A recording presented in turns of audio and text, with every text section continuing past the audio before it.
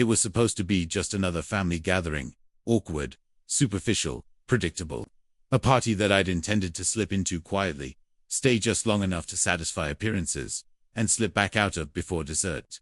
My father, Frank Collins, was turning 70, and his wife Nancy, my stepmother for the past 3 decades, had gone all out.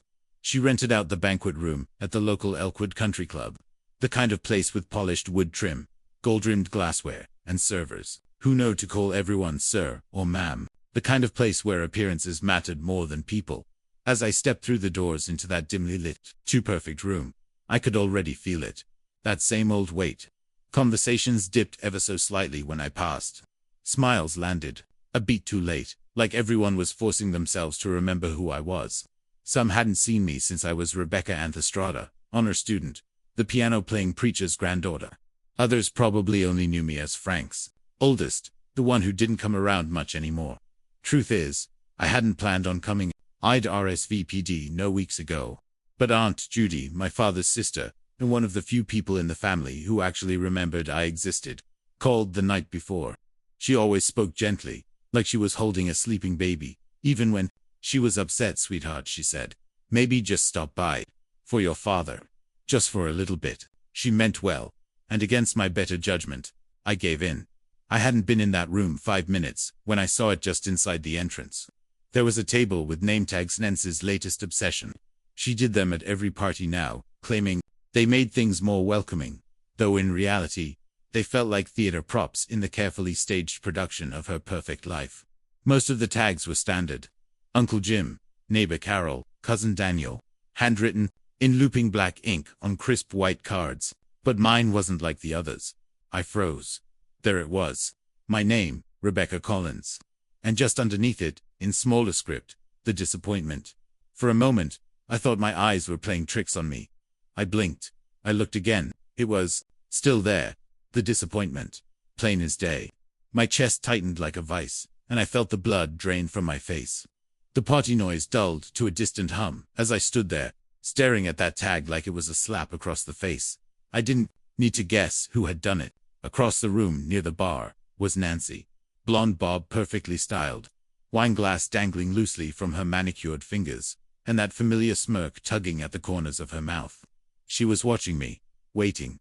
I saw her raise her glass, ever so slightly in my direction, just enough to let me know she saw me see it, just enough to say, checkmate. That was always Nancy's way. Never outright cruel.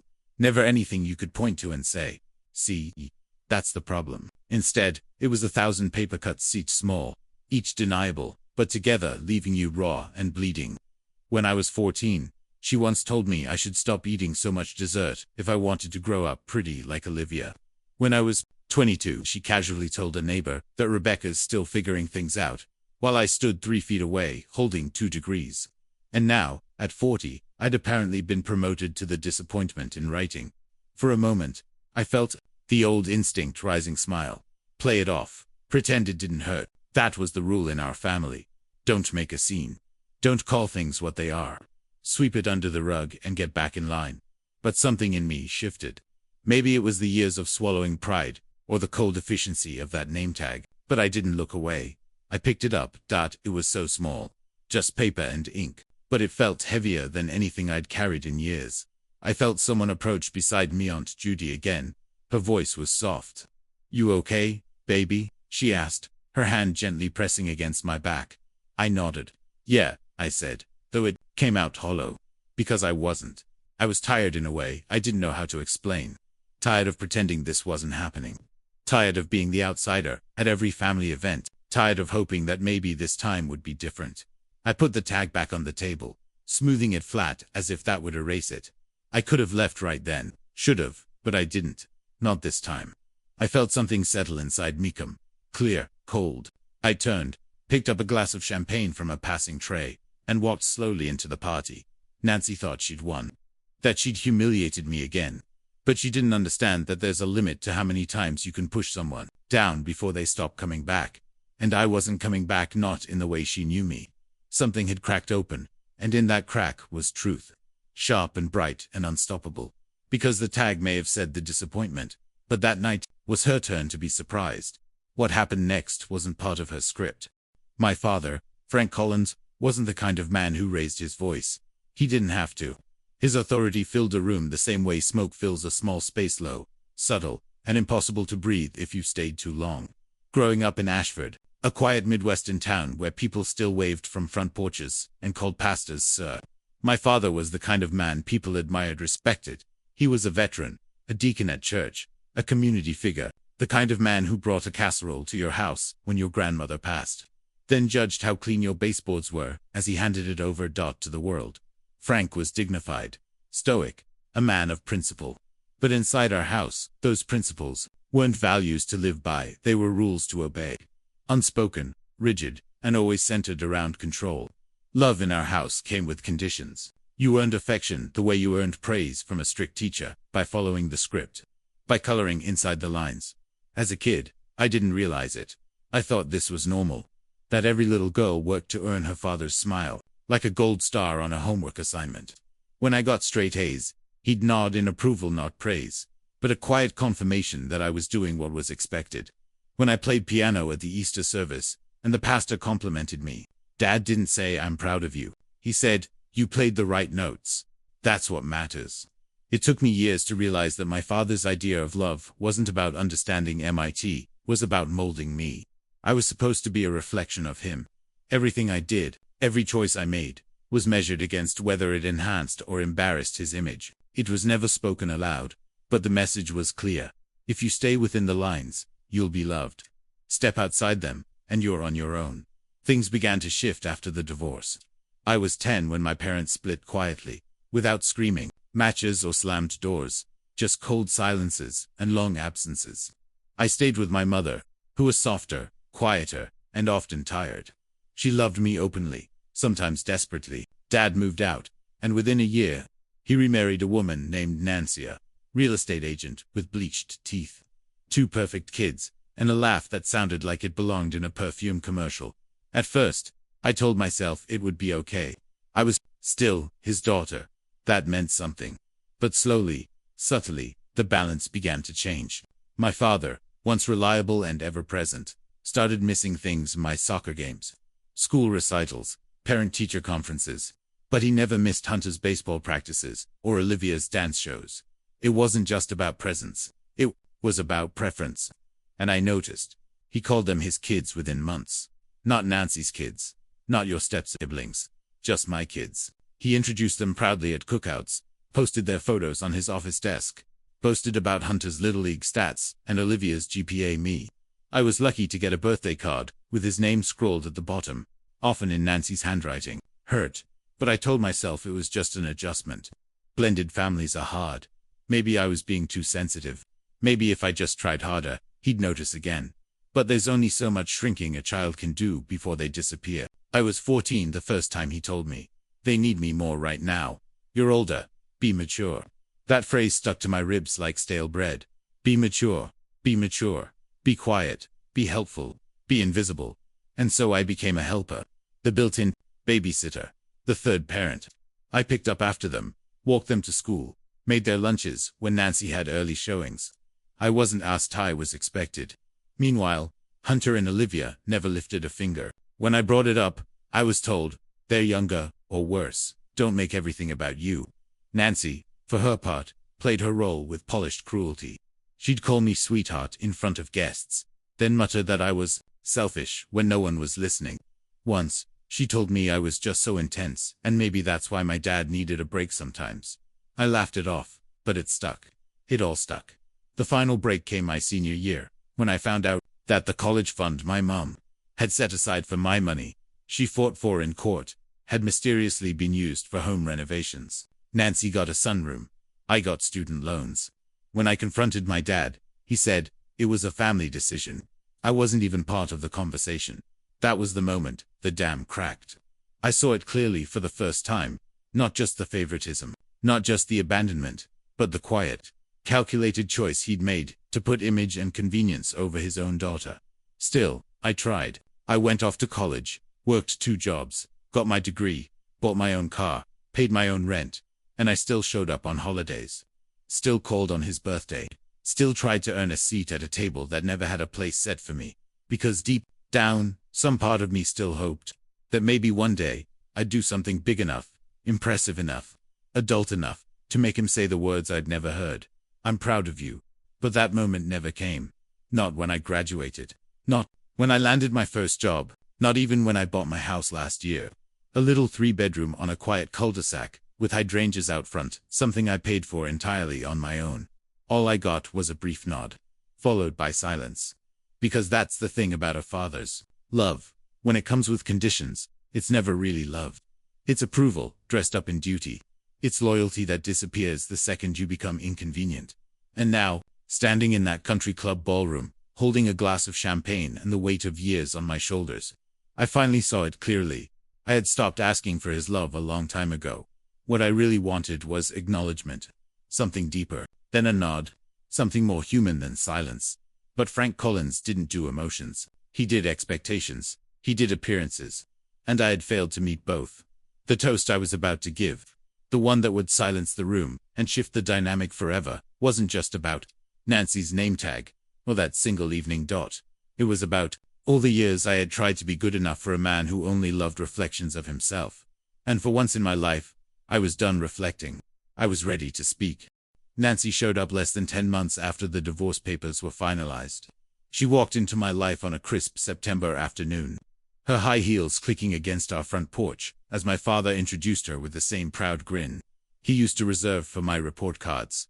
I was 11, old enough to understand what was happening, too young to have any say in it. She was beautiful, in a magazine sort of way blonde bob. Perfect nails, perfume that followed her like a shadow.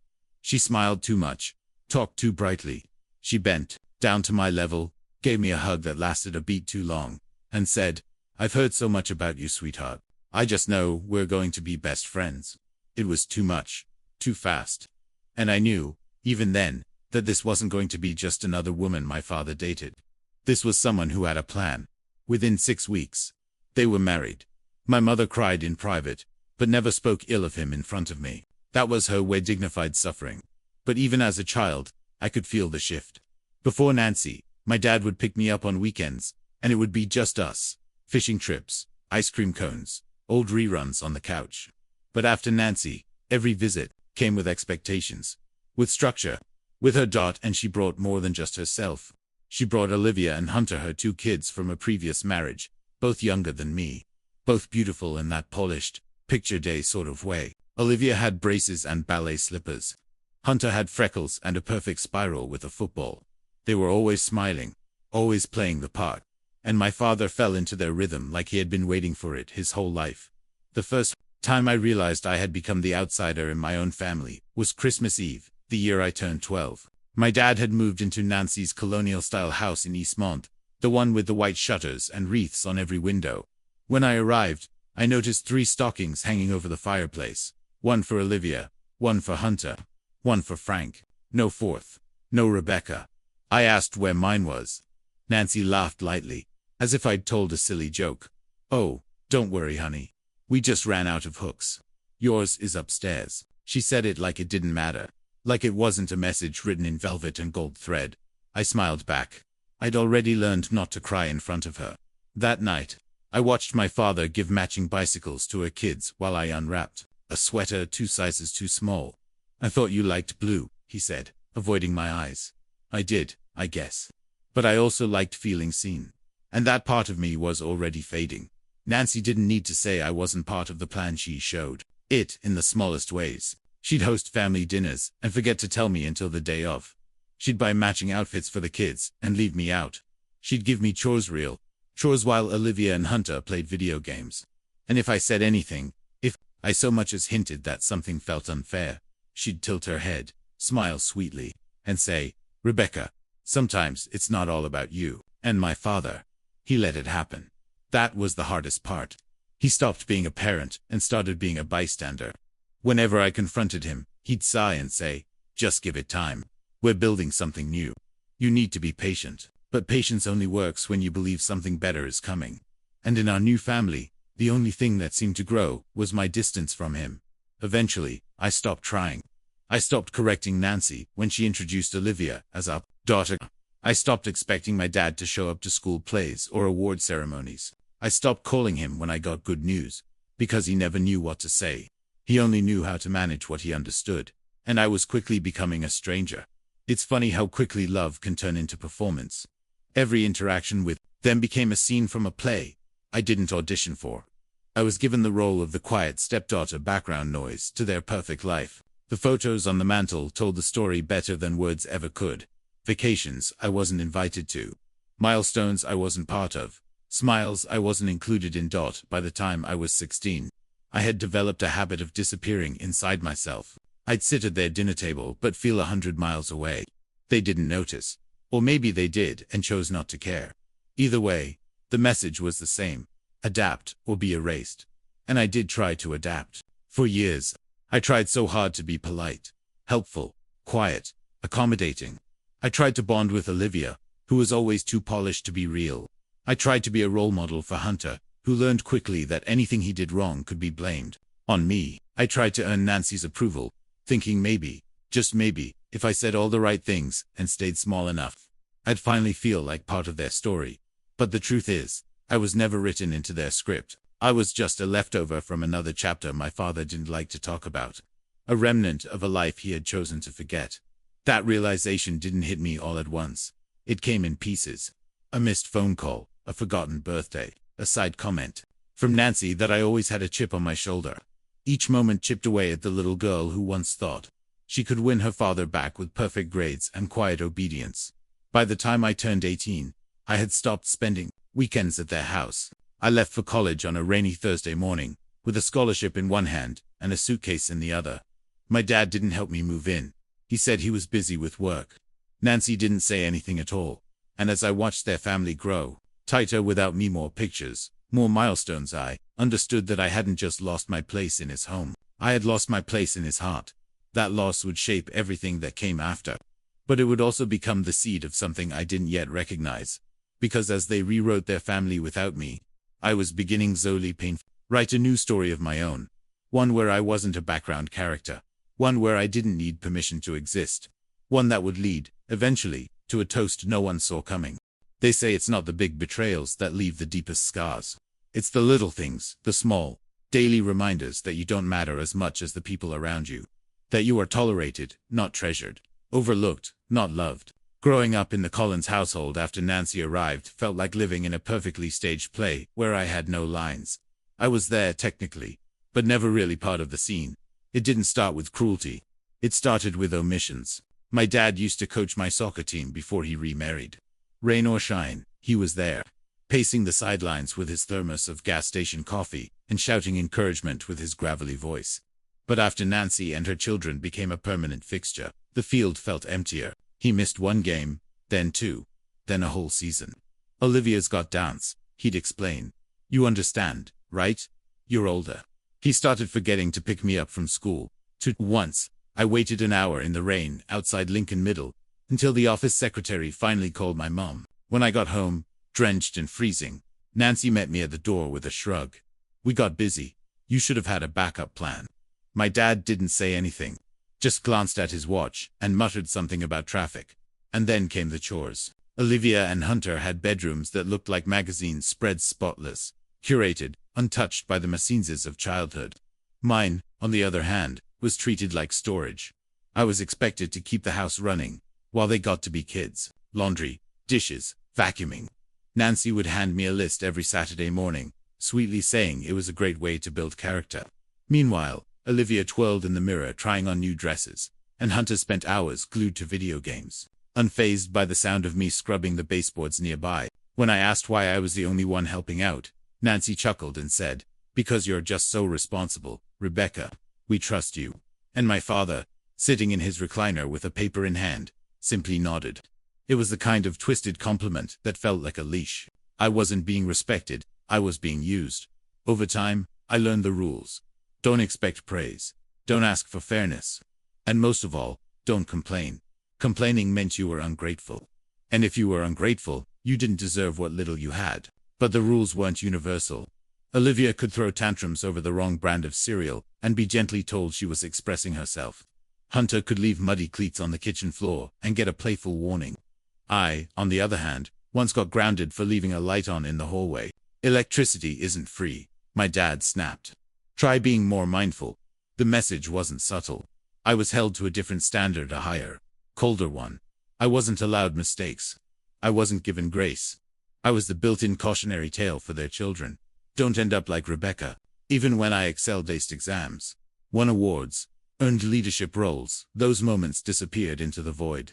No frame on the mantle, no post on the fridge. Just a pat on the back that said, "That's what we expect from you," followed by a quick return to the real stars of the show. The older I got, the more I faded from view. It was like my existence became background noise in a house full of spotlights. They celebrated Hunter's new job with a family dinner and balloons. Olivia's college acceptance got a catered brunch. When I got into a top-tier school, I received a brief text. "Good work. Let us know if you need anything." But I didn't reply. I knew I wasn't actually supposed to. It wasn't just the neglect. It was the rewriting of reality. Whenever I tried to bring up how I felt left out, overlooked, forgotten, I was met with a wall of gaps. "You're being dramatic. You're too sensitive. We treat everyone the same." But they didn't.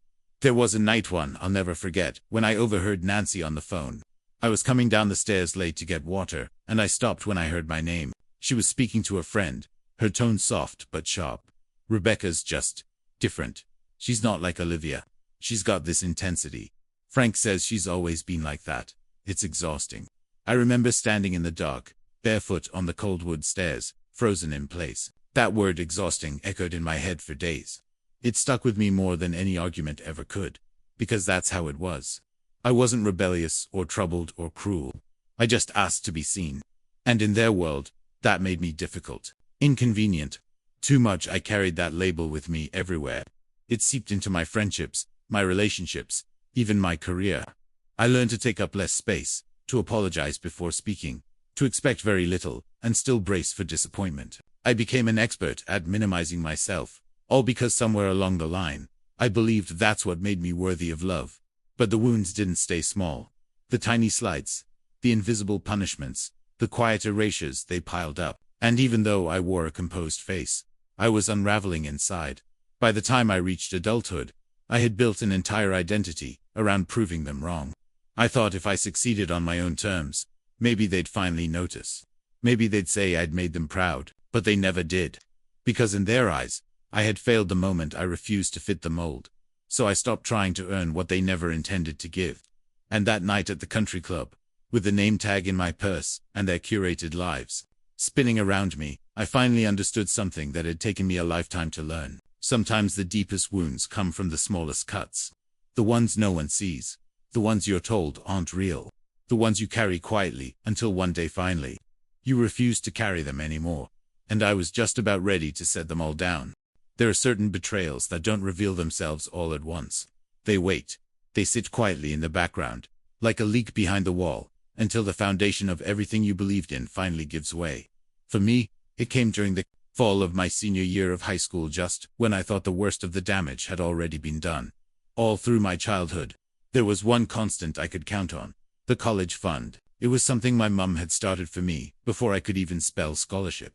After the divorce, she fought hard in court to make sure my father contributed to.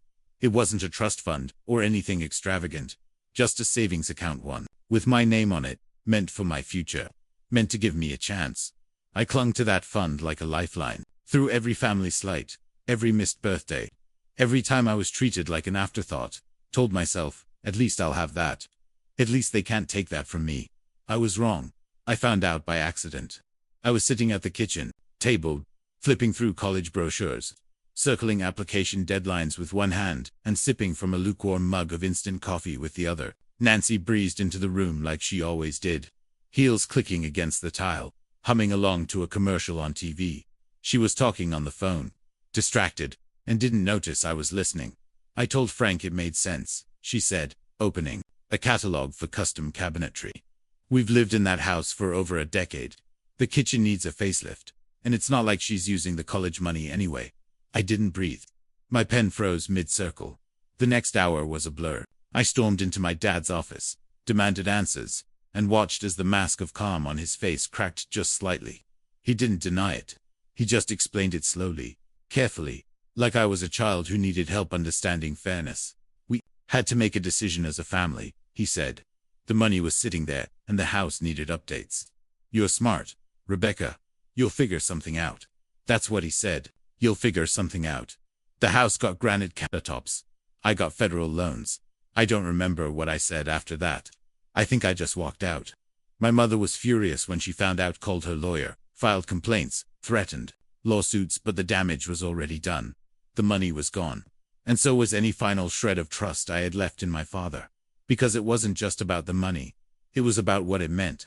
That college fund wasn't just numbers in a bank account. It was the one promise I had. A quiet assurance that someone, somewhere, had thought of my future. That I mattered enough to plan for. That even if my family didn't see me, they still believed in who I could become. And now, it was gone. Spent on backsplash tile and a new farmhouse sink.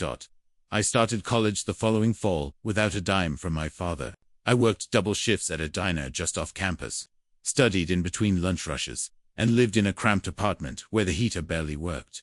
I was tired all the time, stretched thin. But I didn't complain. I had stopped expecting help from anyone long ago. Every semester, I watched Olivia and Hunter breeze through college with new cars, meal plans, and spring break trips. Their tuition was covered, their dorms upgraded, their problems cushioned with blank checks.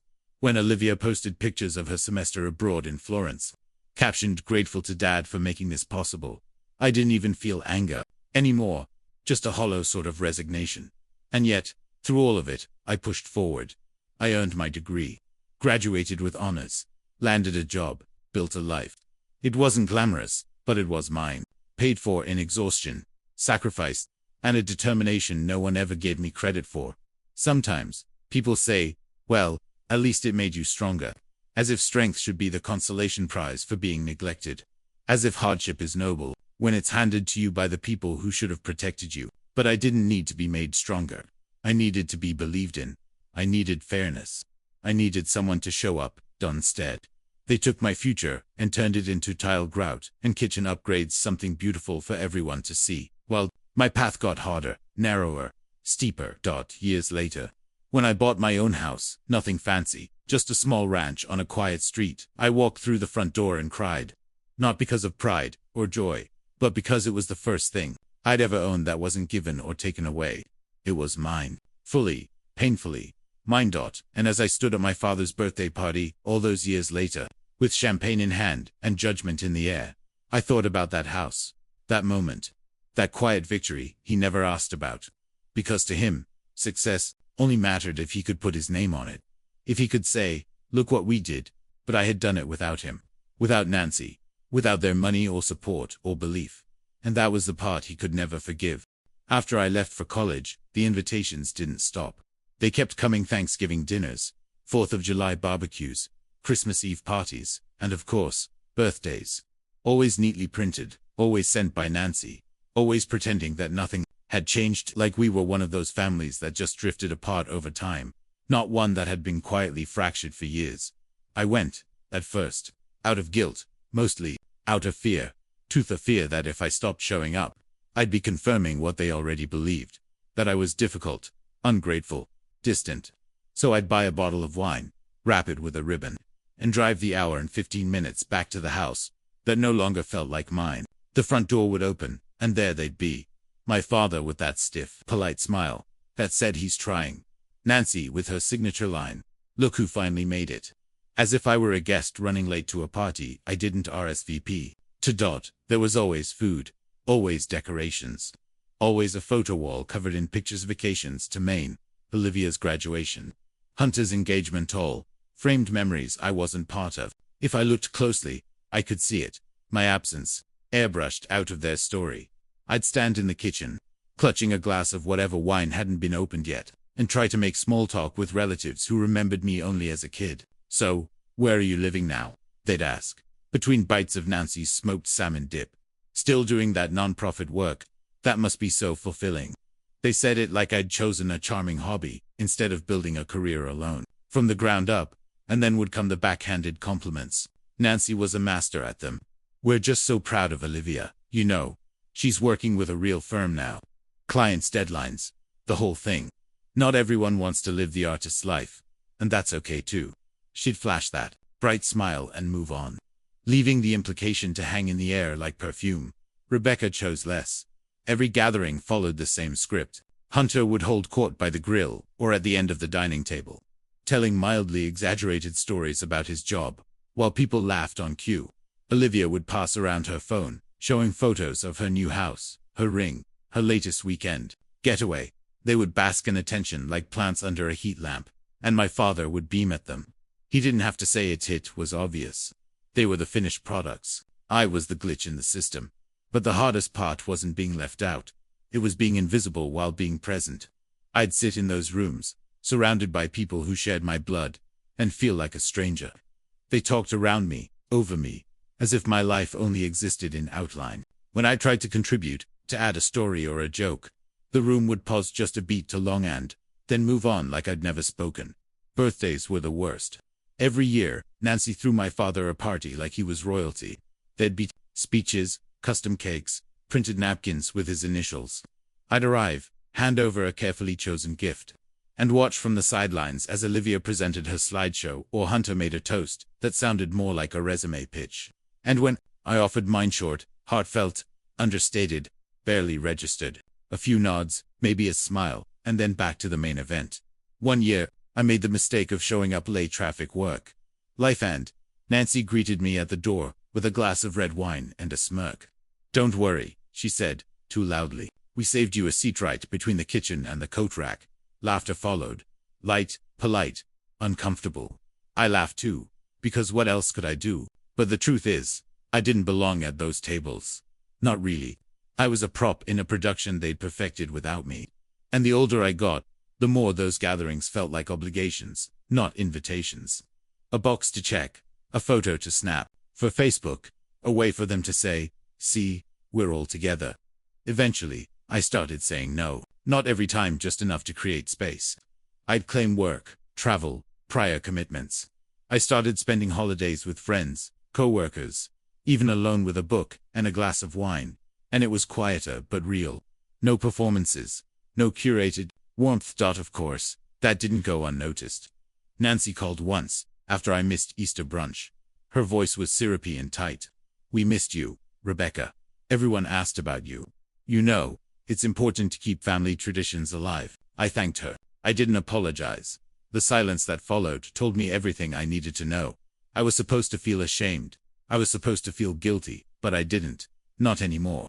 Because somewhere along the line, I realized that just showing up isn't the same as being accepted, and presence without acknowledgement is just another form of loneliness. So when I stood in that country club ballroom, on my father's 70th, staring at that name tag, with the disappointment etched beneath my name, it didn't shock me. It was just the latest installment in a long-running show. One final charade, and I had finally decided I was done playing the part. It was the kind of event you'd see featured in a community magazine, excessive, curated within an inch of its life. Frank Collins' 70th birthday bash wasn't just a party. It was a statement, a performance, a glossy celebration of a man who, on the surface, appeared to have it all: a successful marriage, accomplished children, and a perfect blended family. It was held at the Elkwood Country Club, the place where everyone wore pastels and the servers wore white gloves. And it was Nancy's masterpiece. Every detail screamed careful planning: golden table runners, custom cocktail napkins, monogrammed with FC70, floral arrangements that looked like they'd been imported from a presidential inauguration. There was a live jazz trio in the corner, playing Sinatra covers, and a guest list that spanned everyone from Dad's old golf buddies to the local mayor's wife. The only thing missing was sincerity. I had almost decided not to go. Aunt Judy had called me the night before. Her voice tired but hopeful. "He's still your dad," she said gently. "You don't have to stay long. Just show your face." I told her I'd think about it. And after a night of restless sleep and memories that wouldn't stay put, I put on a dress that hadn't seen daylight in years, curled my hair the way Mom used to, and drove the hour north through winding roads and emotional landmines. From the moment I walked in, I knew nothing had changed. The lighting was warm, the music soft, the laughter plentiful, but none of it reached me. People looked up when I entered, some offering polite nods, others raising their brows as if surprised I'd actually shown. Nancy stood near the bar in a champagne-colored gown, glass in hand, smile already loaded. I could see her sizing me up from across the room, like a director checking to make sure all the actors had arrived for curtain. Hadn't been there 5 minutes when I saw the name tags lined up on a welcome table like wedding place cards. Each one handwritten in looping gold script. Uncle Ron, neighbor Marlene, Dr. Abrams, and then mine, Rebecca Collins. And beneath that, in deliberate italics, the disappointment. It wasn't a joke. It wasn't a mistake. It was Nancy, again, proving that cruelty doesn't have to be loud. It can be whispered. Dressed in velvet, served chilled with a flute of champagne. I stood there for a moment, holding the name tag like it was evidence in a trial. And in a way, it was. Proof that everything I'd been made to feel all these years, that I was less than an outsider, a problem, had been made public now. Official. I didn't cry. I didn't scream. I just breathed. Slowly, deliberately. Then I smoothed the tag and set it back on the table, aligning it perfectly with the others. I wasn't going to give her a reaction. Not yet. The party moved on around me like I wasn't even there. Olivia floated through the room in a silk dress, flashing her engagement ring like it was a spotlight. Hunter laughed too loudly near the bar, drink in hand, recounting a story about a business trip he probably didn't plan himself. Guests circled them like satellites, smiling, nodding, reaffirming. And my father, he stood in the center, comfortable, content, surrounded by the version of family that had replaced me. When he finally spotted me, his smile faltered for just a second, just long enough to register surprise. He made his way over, glass in hand, his tone polite, neutral, the way people speak to distant cousins at funerals. "Didn't think you were coming," he said. I smiled, but not the kind that reached your eyes. "Wouldn't miss it." He nodded, looking around the room as if he couldn't quite meet my gaze. "You've been keeping busy, I hear." He said it like small talk, like I hadn't paid my own way through college, bought my own house, built a life without him, like he couldn't bear to acknowledge anything that didn't include his help. "Yeah," I said. "Work's been good. I bought a house last year." His brows lifted slightly. "A house. MMH.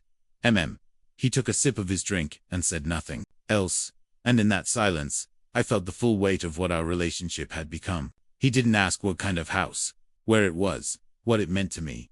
He didn't seem proud, or even interested. Because pride, in his world, was reserved for Olivia and Hunter, extensions of the life he chose.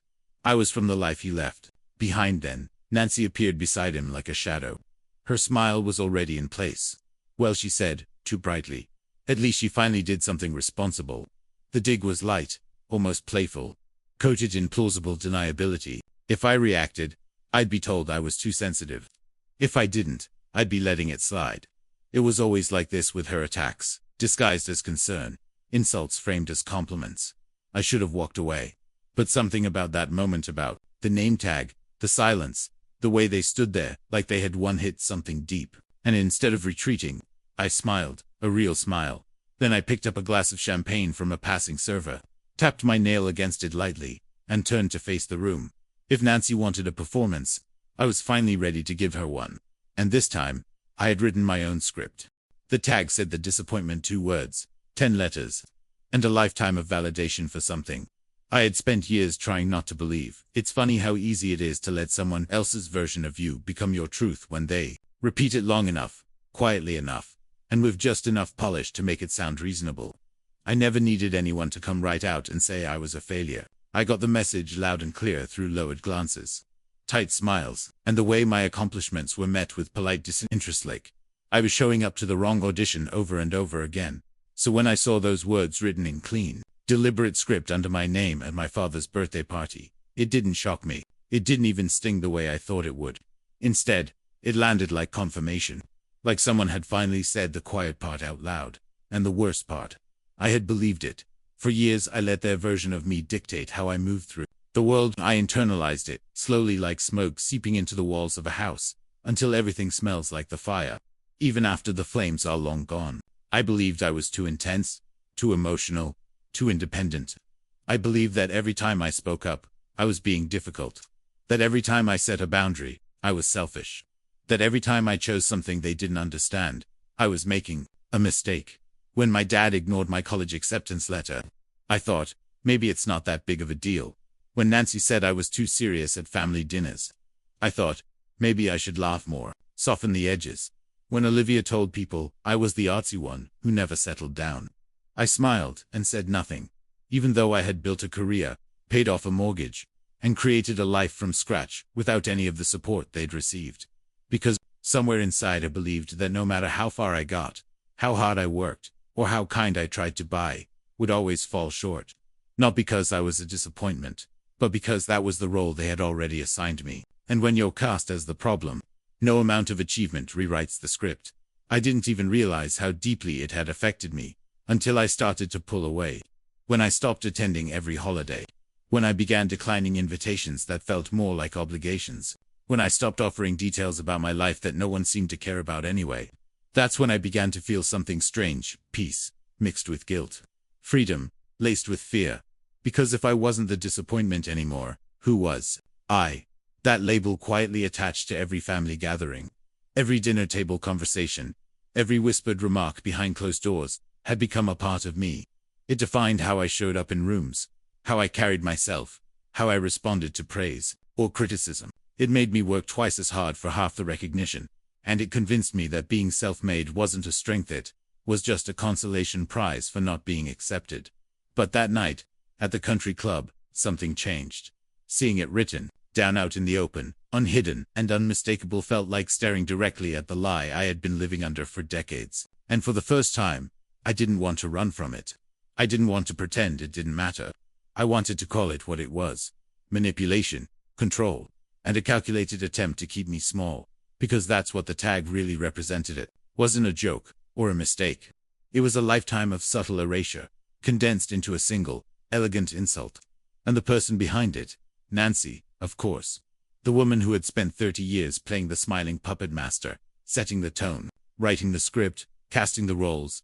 And my father, he had let her over and over again, not because he didn't know better, but because it was easier to let her define me than to defend me.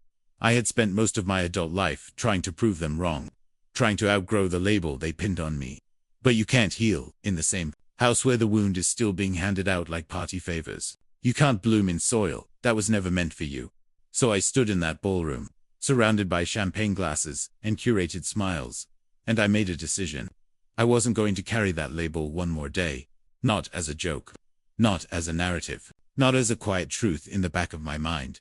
Because disappointment is a story others tell about you when you refuse to become who they want you to be. And I was done living inside their fiction.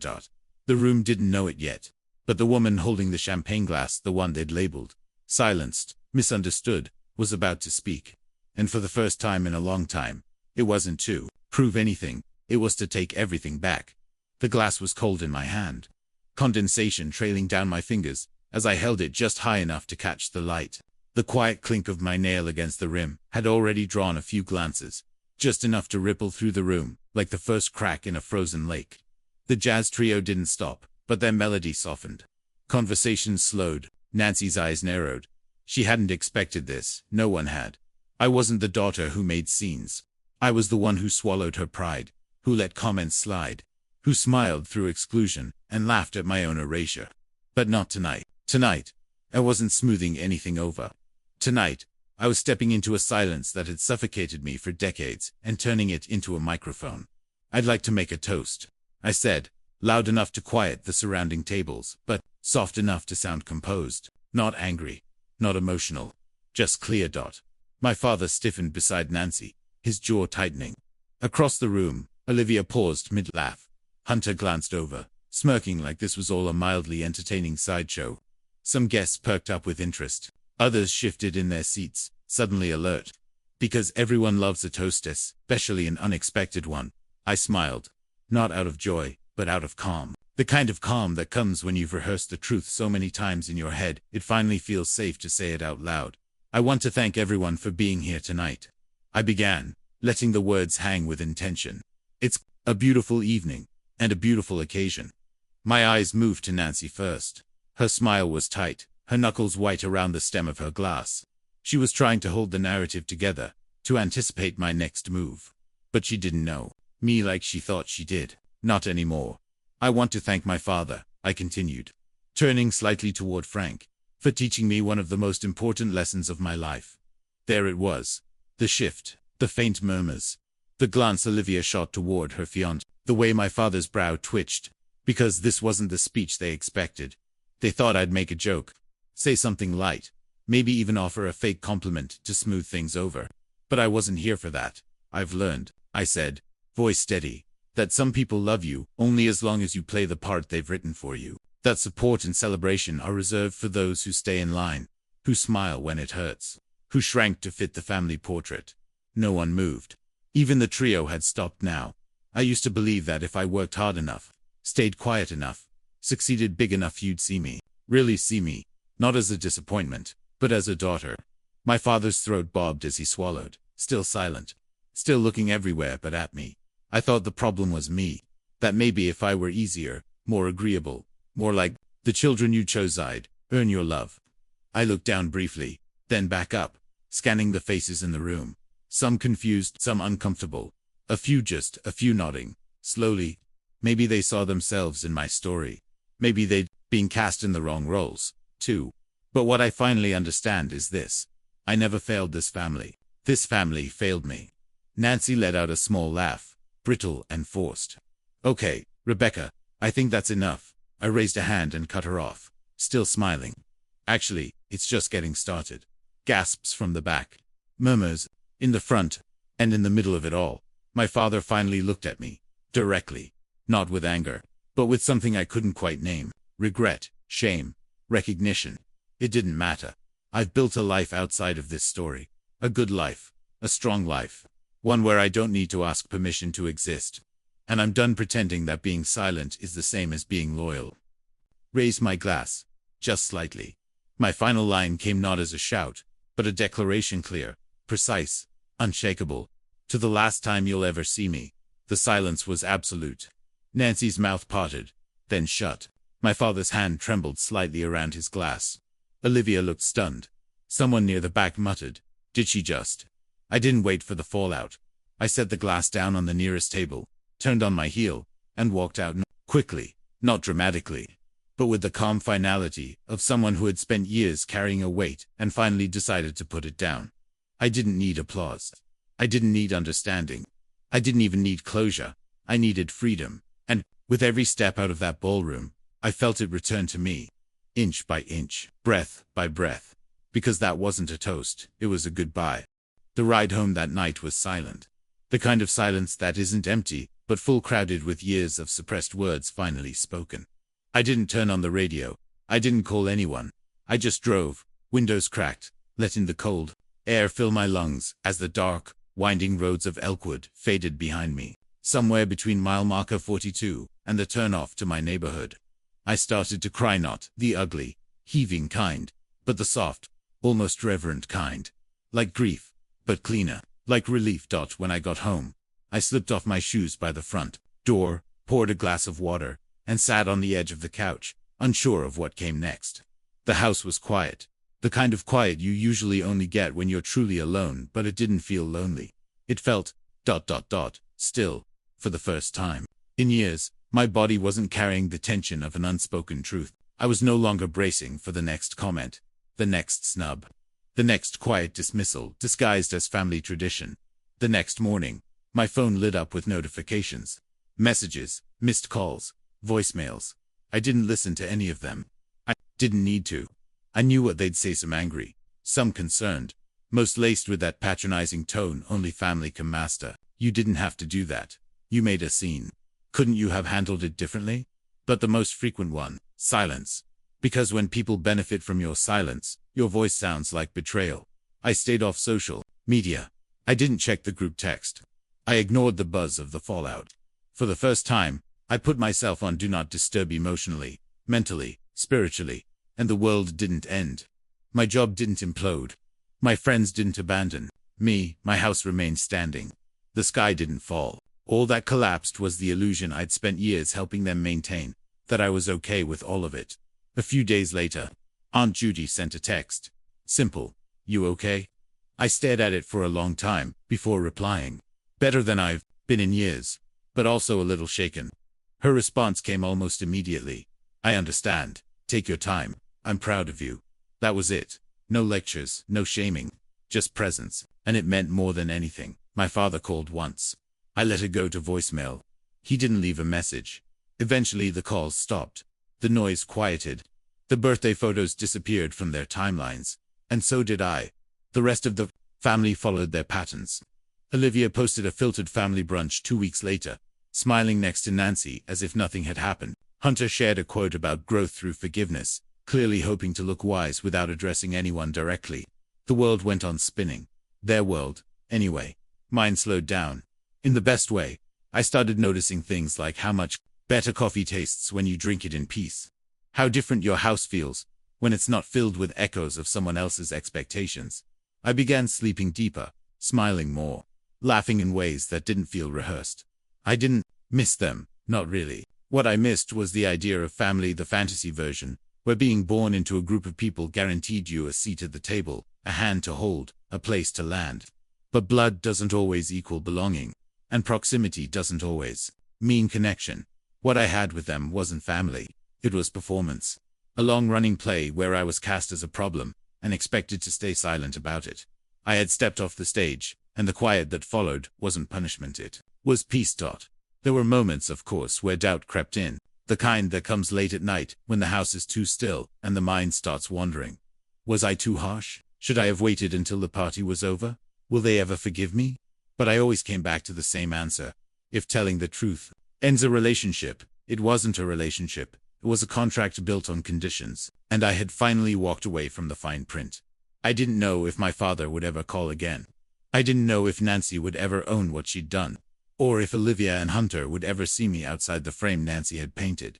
But I wasn't waiting for that anymore. I had a life to live, a full one. And for the first time in decades, it was mine alone. No more apologies. No more pretending.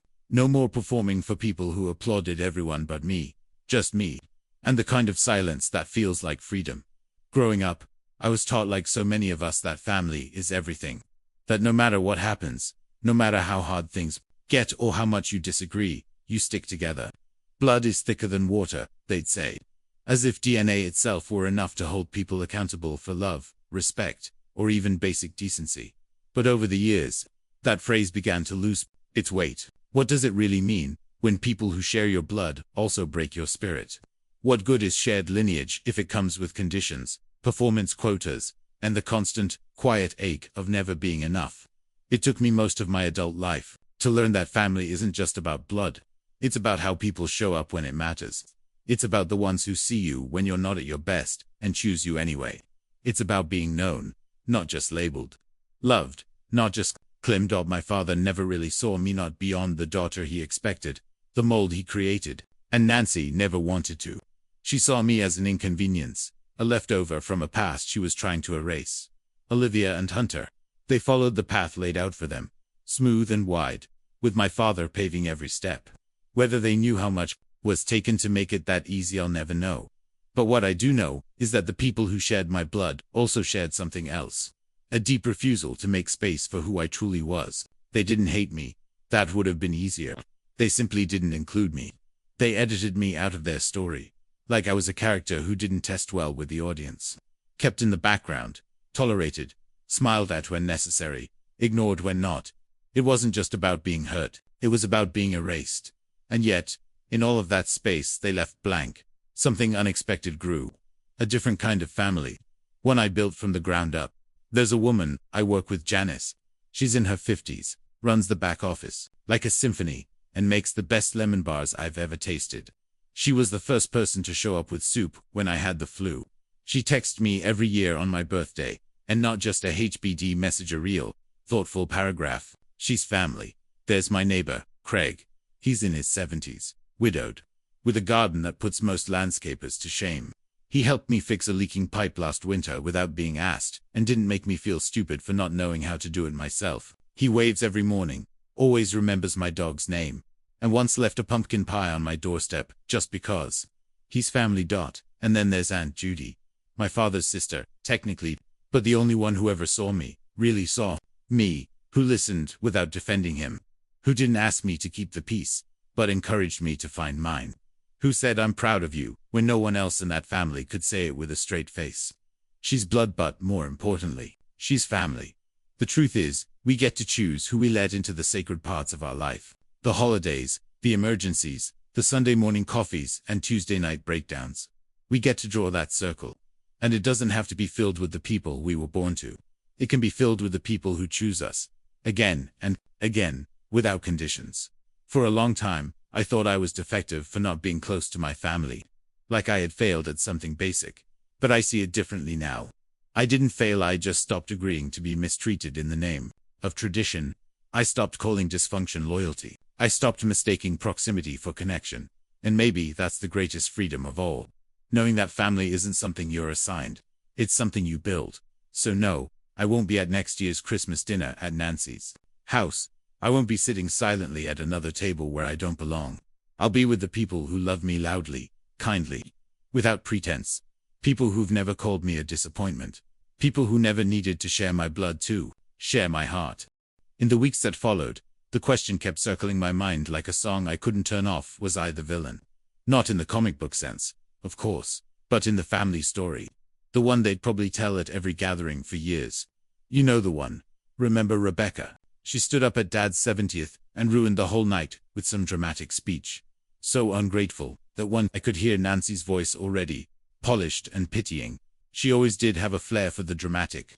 And maybe someone would murmur, she just needs help, as if honesty was a diagnosis. And yet, deep down, I didn't regret it. Not for a second. Because the truth I'd spoken at that party wasn't sudden. It wasn't impulsive or malicious.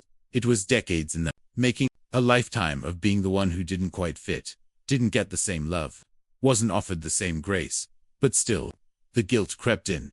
Because we're conditioned, especially as daughters, especially as women, to keep things smooth, to put others' comfort above our own truth, to be the peacekeeper, the bridge, the one who stays quiet to avoid making it worse. I had done that for so long, it became second nature. So to finally speak up, to step out of the assigned role and say, no, this hurts, felt like a betrayal of everything I'd been taught to value. There were moments where I questioned myself. At night, lying in bed with the ceiling fan humming above me, I'd ask, did I really have to say it there, in front of everyone? Was there a kinder way, a quieter way? But here's the thing about silence. It always protects the wrong people. And for 30 years, my silence had been the safest place for my father's favoritism, for Nancy's cruelty, for a family dynamic that required me to be invisible in order for them to feel whole. So when I broke the silence, of course it felt loud. Of course it looked messy. Because truth often does. Not because it's wrong, but because it disrupts what people have gotten comfortable ignoring. What I said that night wasn't meant to destroy anyone. It was meant to free me.